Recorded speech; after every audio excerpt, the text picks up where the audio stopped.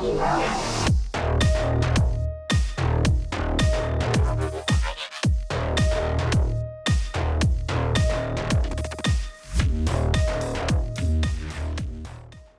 well, welcome everybody to Distanced by Design. This is a show where we talk about creativity, collaboration, and innovation in the midst of a global pandemic, where we can't be together in person, but we still want to do the things that make our world interesting and lean into the future. My name's Aaron Bradley. I'm a professor at the University of Cincinnati, and I teach classes on design thinking, innovation, and digital storytelling. Today, my guests are Rosie Kovacs and Tessa Clark. I'm gonna let Rosie and Tessa tell us a little bit about their backgrounds, what creativity and collaboration looked like them before the pandemic, and how some of the ways that they're actually adjusting to it have looked. Rosie, can you give us a start off here with kind of just tell us a little bit about your background, what you do professionally, and how you've adapted? Sure. Yeah, so hi everyone, I'm Rosie Kovacs. I am a DAAP alum. I went to UC for fashion design and graduated in 2009. So I've been out for quite a while. Um, I started my own business right after college, actually. After going through a bunch of internships, various companies, I decided that I wanted to be my own independent agent, and I tried to start my own fashion label afterwards. And this was kind of around the age of Etsy starting to be a thing. Online sales and online shopping started to bubble up. So that's kind of where I started. I was designing and producing my own thing, my own line. And after, I would say 10 years of doing that, of having that business, it actually has taken a turn and morphed into a lot of different other things. And I found myself a couple of years ago in a position to start the organization that I have now that I've co-founded with Shayla Maynard. It's called So Valley. In 2017, we were given an opportunity to start an organization to help designer entrepreneurs build their brands and their businesses through physical, tangible services like contract selling services, pattern making, sample making, development. So that's what I do today. And I have a breadth of experience from, my business prior of basically being a maker designer. I was the one making everything. So my area of expertise really is in construction and technical design, I guess. I do run the production room at So Valley, so I'm the CEO here, so I'm more of a higher level, I guess, but the day-to-day is like getting in there and helping people figure out technical problems. And I help all of our clients be better designers by knowing the way things are constructed. Yeah, love it. By the way, 2009, that wasn't that long ago, right? I mean, I graduated college in I 2001. mean, it So feels like a long time ago. I've no, done a lot since then. So I guess I feel like I've lived a lot of lives. I understand. It's funny because And when I have interns and employees that say, I graduated in, you know, 2016, I'm like, oh my God, yeah. still feel like a 24-year-old. I made a joke with a student the other day about something that happened in 1998. I'm like, wait, what? You were probably in like middle school then, right? You wouldn't know about this. It's like, oh no, I was born in 1998. So, Wow. Yeah, that puts it into perspective. doesn't it? Right? Yeah. Great. Well, Tessa, tell us a little about your background and your story. I think you graduated in 2016, right? Is that I did. right on? There you go. But I was in school for 7 years at DAAP. So Okay. I was a little, I was in school for a long time. Yeah. Yeah, Tessa and I had a similar situation. We both were in different majors and then switched over. So we were both there a little bit longer. Yeah. Okay. And I, once I graduated from DAAP, I really wanted to start my own brand and business, but I had a really hard time finding production locally. And so a year after I graduated, I was actually trying to figure out, okay, if I really want to do this where I don't have a desire to be or produce and sew my own garments. So how can I have these produced and where can I go? And then I got wind that So Valley was happening soon, and I was one of their first members. So it was sort of prayers answered, if you will, when So Valley was founded. And So yeah, can I jump in for a sec? Yeah. We started So Valley with a competition, I believe, where we were giving people free memberships just to see and like get the word out and gain interest. So our So Valley really is, we are a nonprofit, but we have, in addition to our contract sewing services, we have membership spaces and we're an educational pillar. So we do workshops and various other seminars and things like that to help the entrepreneur gain their own skills to help them run their business. So anyway, I just wanted to throw it out there that Tessa was the winner of the competition, along with Callie Evans, probably a colleague of yours, as well as a DAAP grad. So they had the first three months free membership in our temporary space in some gallery over in Camp Washington. And then you moved with us and have been with us ever since, and actively in our community. Yeah, it's been a really great relationship.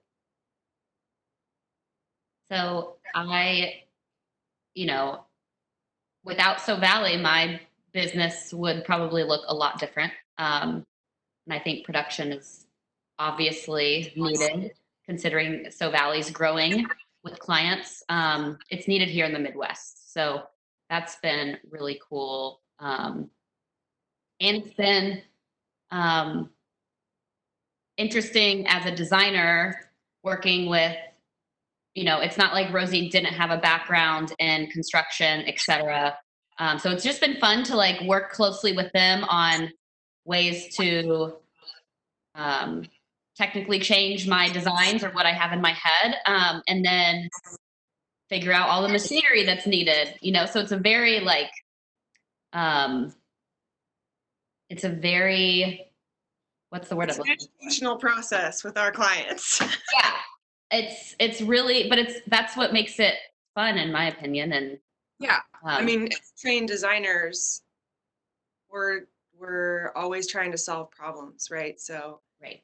We work together to figure out how to make your sketch or your idea come to life through practical means, and making sure that it's a sellable product at the end of the day. We've had a lot of people who come to us with ideas that just don't even make any sense to wear on the body, or could be uncomfortable, or I think I recall something we did of yours you couldn't put over your head. So I mean, there are instances where you have to work together with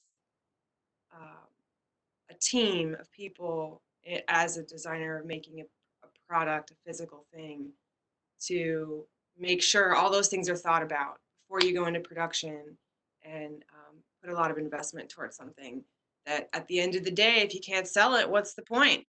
Right. Right. Yeah, that's always been one of those interesting sort of challenges or tensions that I'll have with younger students, especially. It's usually not older students, but younger students who, when you're trying to kind of introduce the idea of commercializing creativity, which just, at first to them just sounds like the devil, You're the and like I'm the bad guy. They came in and told them all like, no, nobody just pays you to be creative and interesting, right? Like they yeah. buy a product that you create for them, or they buy an idea that you articulate or actualize for them through your creativity. And sometimes that's a real balance of letting them feel the tension of that, but knowing like, I can't take that away. You need to know it now. Like this is the time to learn that, right? Yeah. Totally.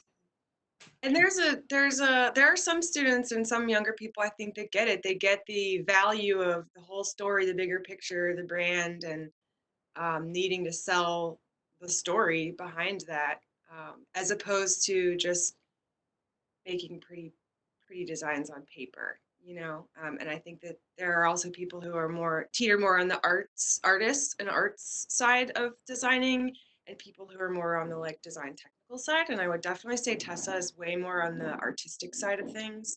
She sees things in color and line and form, and it comes from within. And so I would beg to argue that she has to find the balance between her own personal art and then what her customers want. And I've watched her grow and figure out how those two things interact. When you're sort of answering, one of the first things that I always like to ask people is, what role did collaboration play in innovation prior to the pandemic, right? And it sounds like a lot of that was very much, not only am I going to look at what you show me, but I'm going to talk to you about it. We're going to touch it. We're going to manipulate it, cut it up, and everything.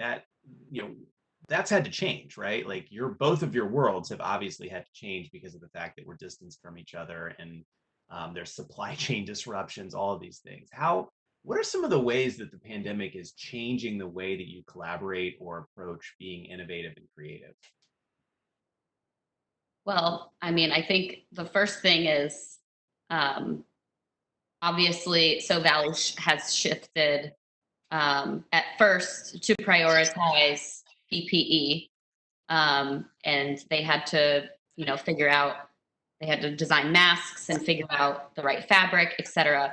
And so that pushed back a lot of the production of garments that they had on their schedule, which was fine by me. I had things that were pushed back, but obviously there's bigger issue at hand here. But I think that anytime that there's problem solving, and Rosie, feel free to chime in, anytime there's problem solving for something new or different, it causes everyone in the creative process to look at things differently. How are masks going to be an accessory of our future? And I've witnessed that on the retail side of things too. And then, maybe even with the type of fabric we're using, is it going to protect us from future pandemics or future cases of whatever? So I think in general, from my perspective, it seems like just the creative problem solving of it all and the organization of it all has caused and will continue to influence collaboration. Yeah, I would definitely say the direct impact in my perspective and my experience, has been um, working with new customers who want to take this as an opportunity to jump on the bandwagon of making masks, um, which is fine. That's great. We have seen a lot of people trying to come up with new designs for this new accessory that has taken precedent and is the new fall must-have in their line sheet. Yeah. So, I mean, I'm not saying that that's a bad thing, but it is definitely an opportunistic approach. And, I've seen some customers who are showing us designs that aren't even protective. And it's just like, it's interesting. At first I was very, very interested in working with people who wanted to make masks that actually were protective, thoughtful. There's certain coatings that you can have, a fiber count. What is it, washable versus disposable? Is it plastic versus biodegradable, or what have you? And is there going to be resistant to water droplets coming in? Like there's all these technical things that you can think about, and I was really persistent on making sure that what we were looking at was that. And now I've just sort of been like, okay, well, the marketplace is the marketplace. People want to do what they want to do, and if wearing a false mask makes you feel better, and then that's fine. It's just like gotten so big so fast that it's out of my hands, and I've decided, okay, I'm going to help other people who want to make these things, even though they aren't necessarily like medical grade. So that's been a big focus of our operation. I will say though, we have a big initiative that we've been, in light of collaboration, we have been working with Children's Hospital and other various organizations. Particularly, we have a new initiative where we are going to try to produce 20,000 masks to distribute to Avondale and other various areas around there, in partnership with Cincinnati, with Children's. So by the end of the year. So those are the types of opportunities that are coming up, and the collaborations that we have been intimately working with I'm trying to think of some other people. I mean, I worked with TriHealth and UC earlier on before we all came back to work. UC's. Are you familiar with Ashley Kubley? Yeah, yeah, the You know, fashion lab, yeah, the technical her and lab. some other people were part of a group that were doing some rapid R&D in collaboration with the Innovation Hub. It was just really amazing and also kind of stressful at the very beginning. All these people coming together to try to rapidly work together and make prototypes, do iterations, reach out to people in the community that may or may not need these things, and just try to see what the demand is and respond as a designer to be able to help fulfill a need. So interestingly, the hardest part of all that was getting someone to actually say what it was that they needed. Nobody knew what they needed. Everybody needed everything. Supplies were all over the place. Our suppliers didn't have anything. And people were just making prototypes of anything that they thought was going to be helpful. And it was just chaos for 2 weeks. Zoom meetings every morning. People in their living. I was in my dining room making gowns just to try on and like do video conferencing with people to show them. It was wild. It was very, very wild. So anyway, I mean, I would say that that would be where most of my collaboration has come into play. And I have expanded my personal network, and I now have a different outlook on that kind of thing. Rosie, it sounds like, you went into immediate crisis problem solving mode, right? Yes. And that Yes. created its own chaos, but things have come back together. And Tessa, what were you experiencing, as we look at the early days of sort of just lockdown versus where you've come to now? How has your business had to adapt and change? So I'm going to speak on Idlewild since that's where my salary comes from, and that's my my first priority in terms of the fashion world in Cincinnati. I went into like fight mode, like fight or flight. I knew that as a retailer, marketing person, that we couldn't just close and keep doing what we were doing normally in terms of an occasional email every week and posting on social media. I knew that I was going to have to engage with customers and make sure that we were on the forefront of everyone's mind, not only to sell the products that we have in the store, but also it's my social life is like pretty much only through the store. And I have regulars that come in, and I knew that with a lot of my regulars that come in weekly, I knew that they would be missing that experience of coming in and shopping with us, and whether they buy or not. So I knew that I was going to have to shift our model to online only pickup. And I started doing all of these videos, live videos and try on videos to sell the product. And the feedback that I received from customers and other business owners was sort of wild in terms of, a lot of people said that we were one of the only stores that they knew of that was doing anything, that a lot of the stores that they regularly shop at weren't doing anything different. And so, we gained a lot of customers throughout the US because of this. And, our regulars kept us afloat for a few months. I also knew that my salary relied heavily on whether or not we could stay in business. And, I still recognize that it's frivolous. Nobody needs new clothes, which is something that I always talk about. And it's always an internal battle personally with me. But it created a way to socialize distant, apart. Well, also people are, it's a form of entertainment to get away from what's going on. Yeah. Like I found your newsletters and your media presence very light and fun. And it was like something like I know you personally, so it was fun for me to watch you because of that. And it was like a little bit of entertainment.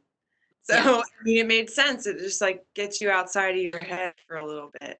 Right. So I think it was a really good strategic move on your part to just Thanks. really put the ante on that engagement and just know that you do whatever you got to do to keep talking to those people. Yeah.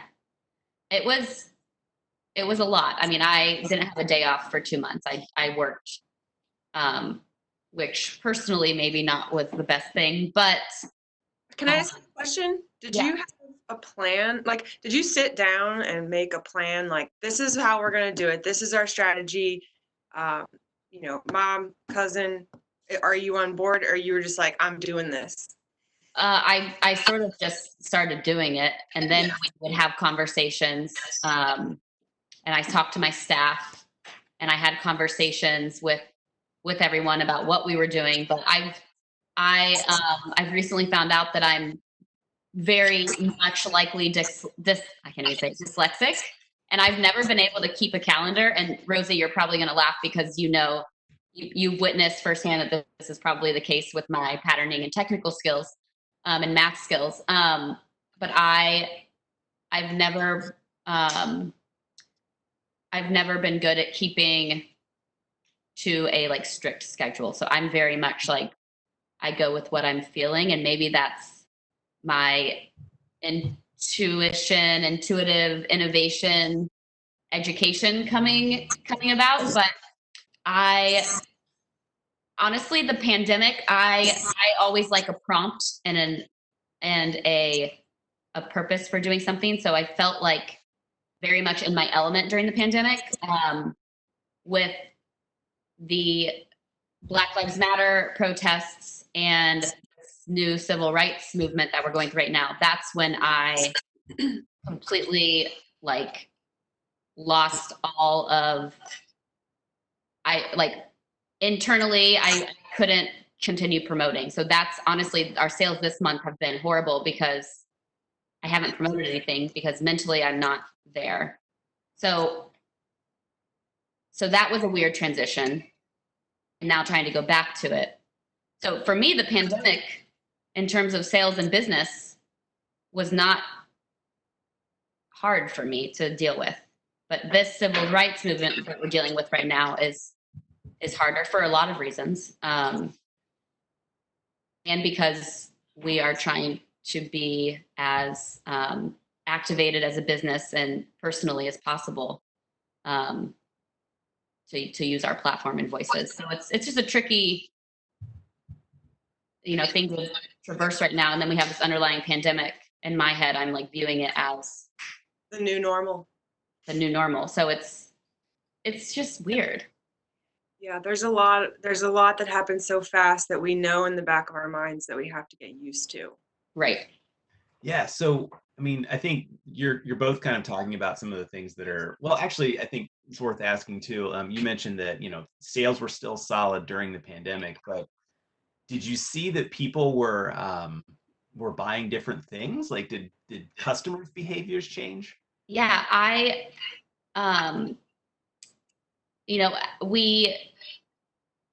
first I was promoting, loungewear, comfortable things to wear on the bottom with a normal top for your Zoom meetings, The new mullet, right?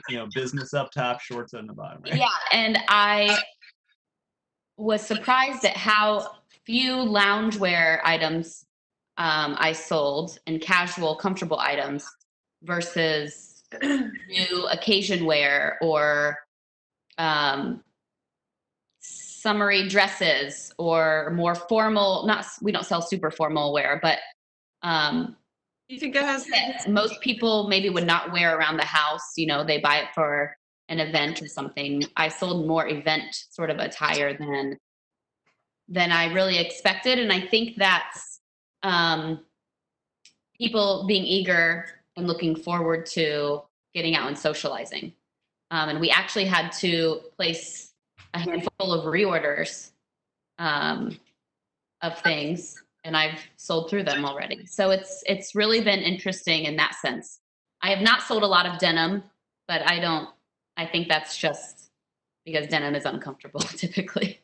Right, yeah. Nobody wants to wear denim in a pandemic, and it's not that exciting of a thing to buy. Right. That's interesting. Yeah. Well, and I think you both have kind of talked about this a little bit. And one of the things that I always like to ask people about is um, how then do you see some of the things playing out that you're learning now happening in the future, even as whether it's a new normal or returning to some of the ways that things used to be? What do you think we're going to learn from this and go in the future as a result of what we've all experienced? Do you want to So go first? Sorry, you want me? you go ahead. Um, well, I can say that manufacturing is going to see a big change. There was, from my perspective in my world, in my industry, the conversation immediately was, we don't have the supplies we need. And that was really scary to a lot of people. And there are a lot of people out there fighting for legislation to bring that back in bigger waves. So from my perspective, I really do think not only from a governmental standpoint and like large scale manufacturing, but even the small startup or small business will start to say to themselves, okay, well, maybe I shouldn't be getting sourcing from across the globe for every single thing that is a part of my um, supply chain. Maybe I should start looking at home and not only supporting small businesses, but in my strong, humble opinion, for the planet. I am so sick of thinking about all of the places that all the things that we have to build these products, all of the things that are from all over the world, and the gasoline and time and resources that have gone into it. I mean, I literally opened up a box the other day that we got in the mail from a customer or something, and the box was made in like middle of Indiana, but I knew it went overseas, got fulfilled, came back, then went to an Amazon place, then went somewhere else, then came back here. And I'm like, it was literally in my neighbor's building, like so close. So anyway, I do think that manufacturing will see a big shift in people's desires to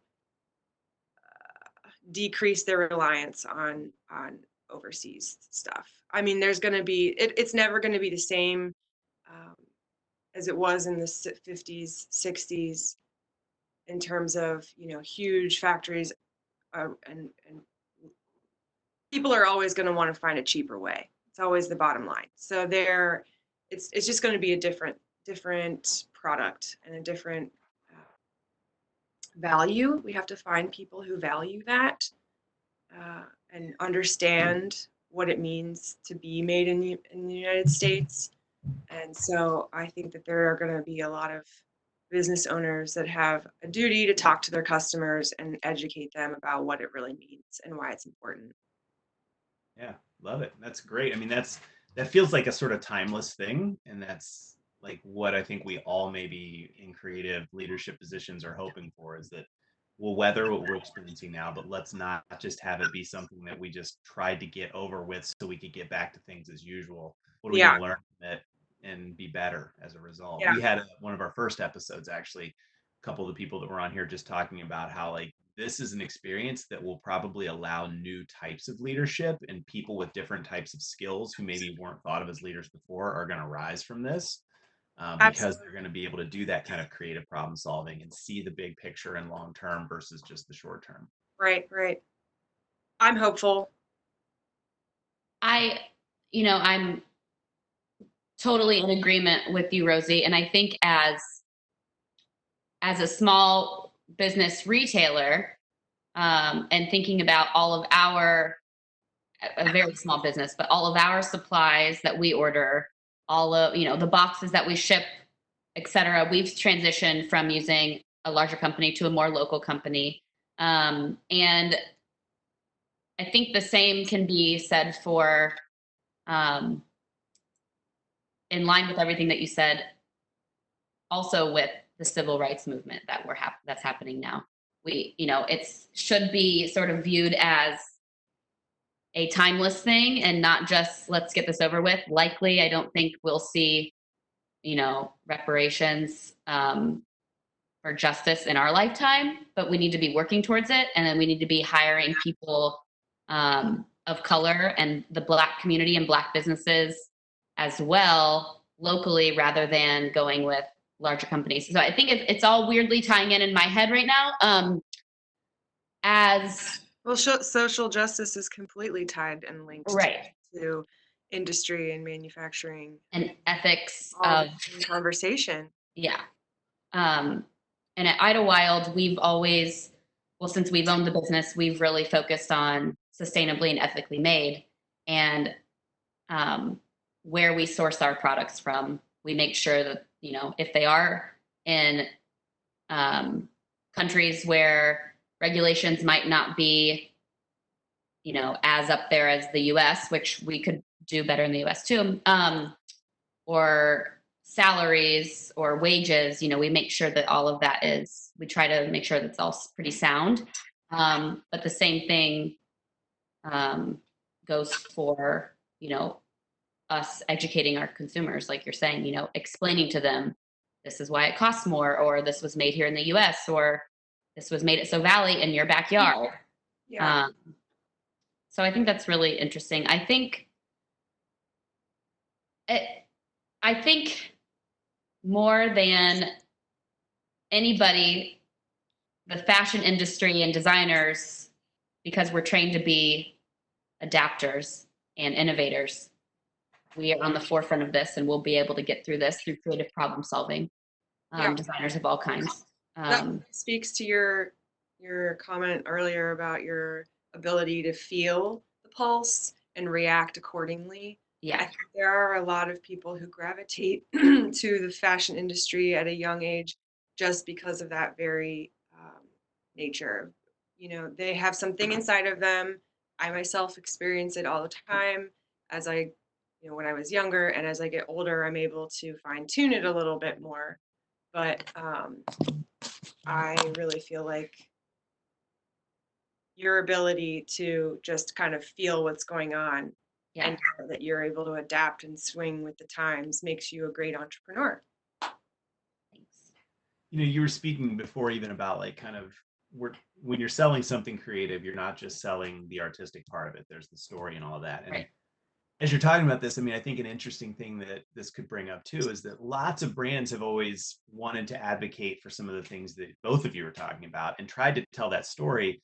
But that's always kind of been like a tangential, only a certain market of people actually really pay attention to that or are willing to invest in it or care.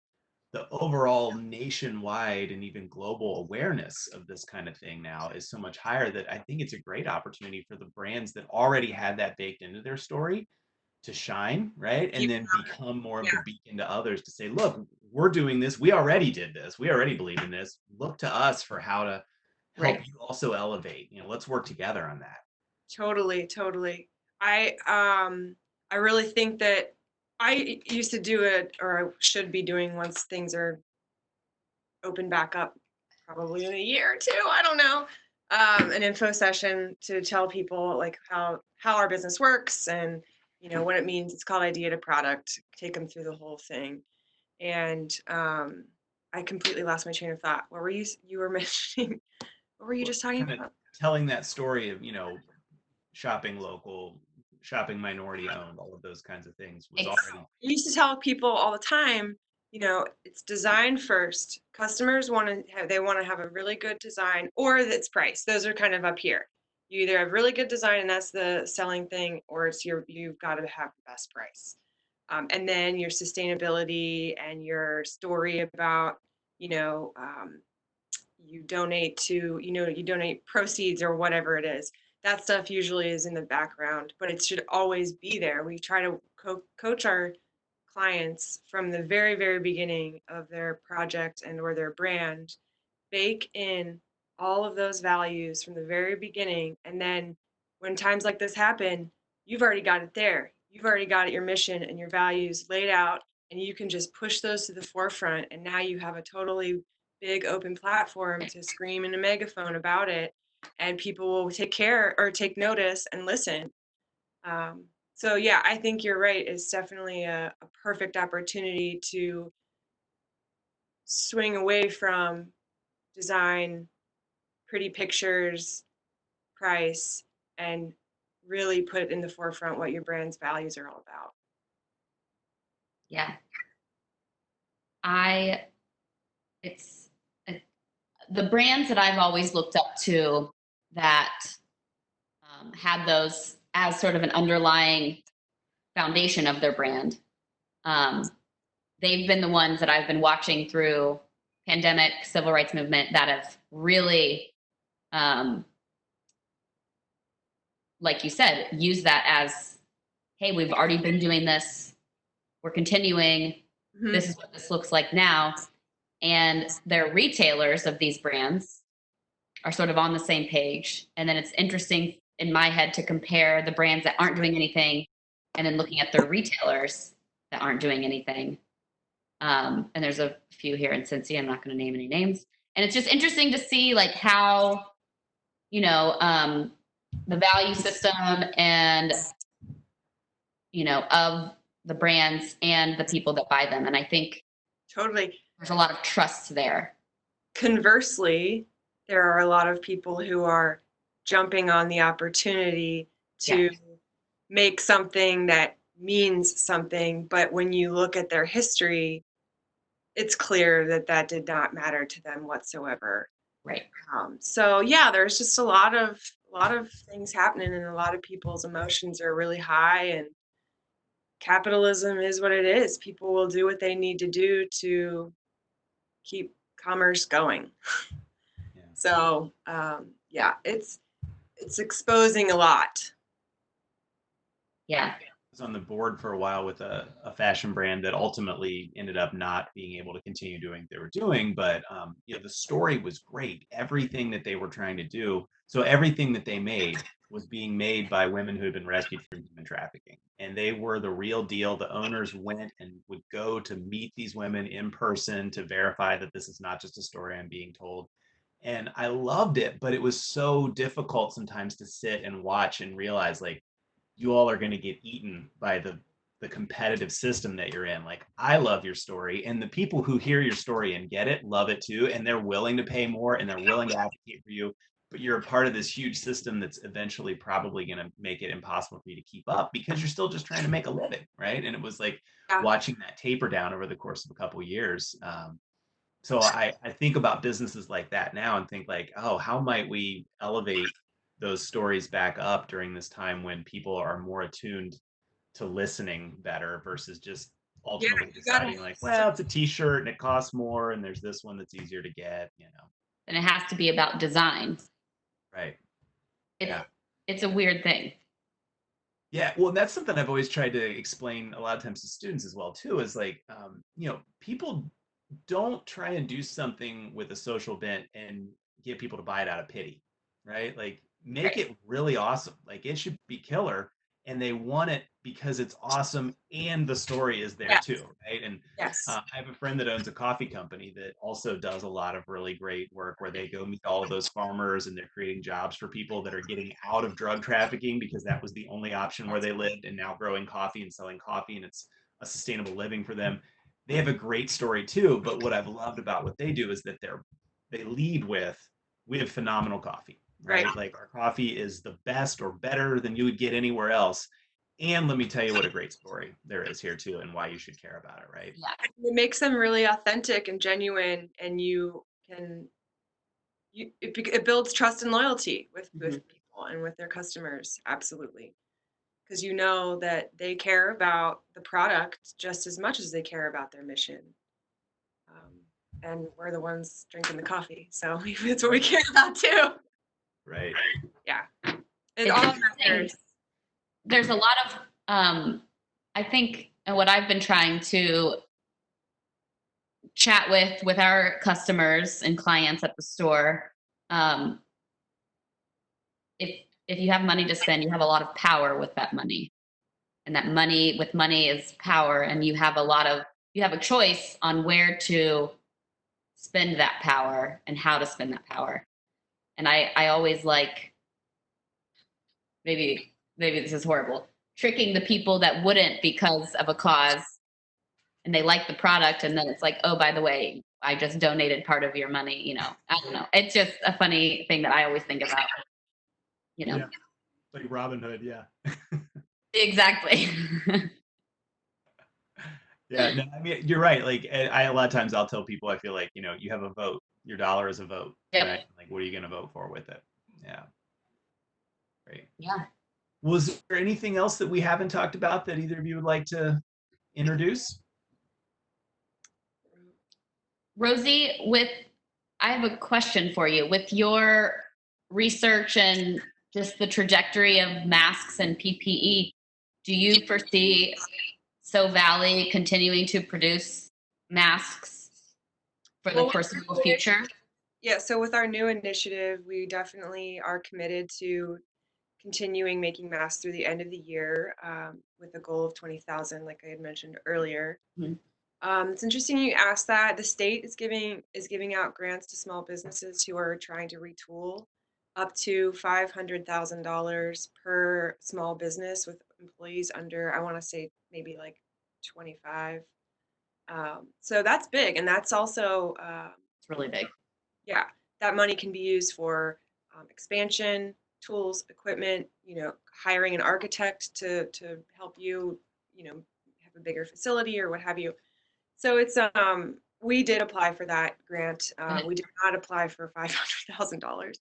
it's fine. We applied for enough to basically continue for 6 months and get us some better equipment. We have, cutters that are breaking, or tables need to be situated so that our employees aren't climbing up on them. They can actually just walk around them. There are a lot of things that we need to work on for better efficiencies, but that's another topic. So we had an opportunity and a conversation about expanding our PPE. However, I think that we are small. We're still figuring out our capacity. We've vastly increased that capacity within 2 months, which is incredible. Yeah. We're making 200 masks a day, whereas we started out making under 100. So that in and of itself has been pretty incredible. But we decided to just kind of hone in on this. We're still small compared to a lot of manufacturers. We're really actually considered a micro factory. So we wanted to just make sure that we had a good handle on what it is that we're doing and improve that and expand on that slowly, rather than jump into, hey, we're going to get certified to have medical grade equipment, but that which would take a very long time, lots of capital investment, lots of red tape, and things that you need to do to get certified in order to sell that. And then by the time that we would be all said and done and gone through that, we would have had a new business model, and we would be running two different businesses when we're already doing two different businesses, basically with contract work and education and stuff. So ultimately, to answer your question, I can't answer it really. I do think, based on the numbers that we're looking at as far as cases go, and the vaccine trajectory, I definitely anticipate this being a thing through next year. I will say though, we have to be very competitive in our pricing in order to sell these masks, because we were really early on. We were right there. We did it immediately as soon as we saw it, and for all those early adopters, we were there ready to sell. But now every manufacturer is making them, and everybody on Etsy is making them, and people are making Pride masks and Black Lives Matter masks, and it's and you can get them anywhere. So I don't know what the longevity is of that for us, but I will say that I have had some clients that we could be potentially developing into gowns, caps, other things like that that don't necessarily need to be medical certified. Places like hospice care, retirement homes, things like that. Um, they don't necessarily need to be certified. Just Right. so, and other manufacturers around the region are trying to find other subs as well to help fulfill their orders. So I'll probably know more about it.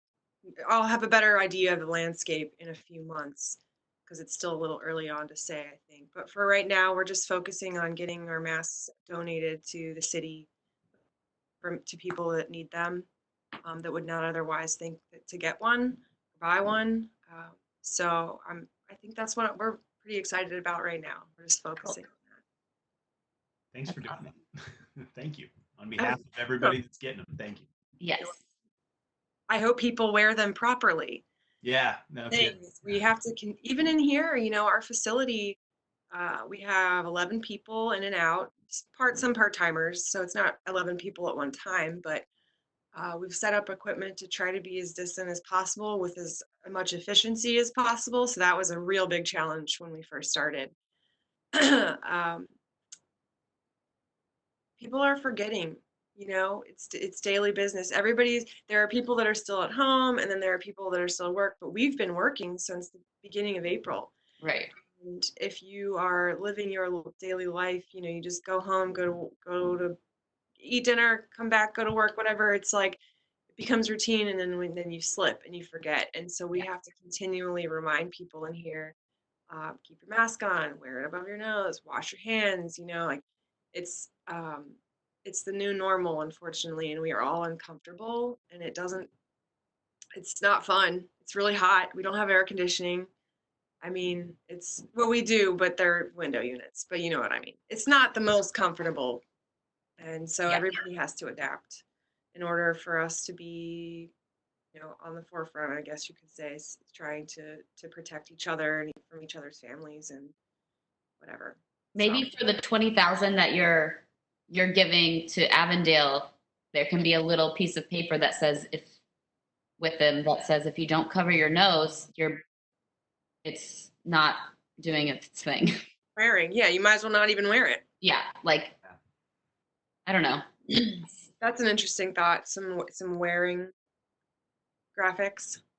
Even just like a photo of a head with it properly on. I don't know. Yeah, I feel like we need a campaign for vigilance, kind of, like everybody's fatigued, everybody wants this to be over, and to your point, like you want to be in a routine again, and sometimes it's just an ignorant slip, and sometimes it's a cost, like a decision to be less cautious because you're just fatigued by it. But I feel like we need to lock arms and make sure that we're staying vigilant, and little things like a little graphic like that could help, right? Like that's a simple thing to remind me the right way to put this on. Yeah. So we'll see how the next 6 months go. I will add that because of the need to retool and get our act together and cut the fat, like I like to usually explain it, we've increased our efficiencies by like 40%. And we are now operating with 3 different pods. So we have all of our back customers in process again. Our normal clientele we're booked out through August, and well into September, I foresee, because the line is long and people still want to make stuff. Including me. Great. Tessa's on the list, right? Tessa's always in line. I booked things out in January before the pandemic, and I knew that it would get pushed back because of it, and that's fine. But I was like pleasantly surprised when So Valley was like, "Oh yeah, we're making masks, and we hired all these people to make masks, and we're still making, client projects." And I was like, "Oh my god, we got mouths to feed." Yeah, that's great. Tessa, any closing thoughts from you? Like I said earlier, I think as designers and fashion, we're adapters, and I think that intuition's a big one, and I think that we will get through this. We will persevere through all of this, and it's important to go with our instincts. I think back to what we were talking about earlier as designers.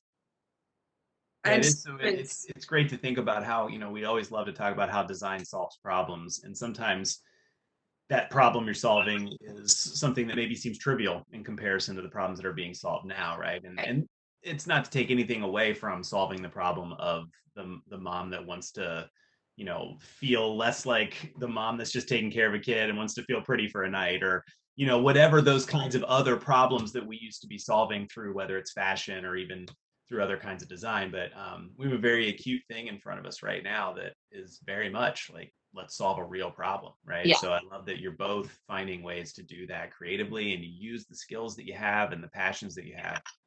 Rosie, Tessa, keep doing what you're doing, keep being creative, and thanks for joining the conversation today. Thank you everybody for watching. Thanks for continuing to hang out with us and hear these stories of creativity and innovation thriving in the midst of a lot of constraints. So feel free to interact with us. Check us out on all the social media channels that'll be linked through this. Watch for other episodes. And thank you to Cincinnati Bell for sponsoring this and helping give voice to these great people and companies that are doing cool things in the midst of a really trying time. And thank you for hanging out with us today. Feel free to interact, drop us a comment, let us know if there's other things you'd like us to talk about in future episodes as well. Thanks, everybody. Have a great day.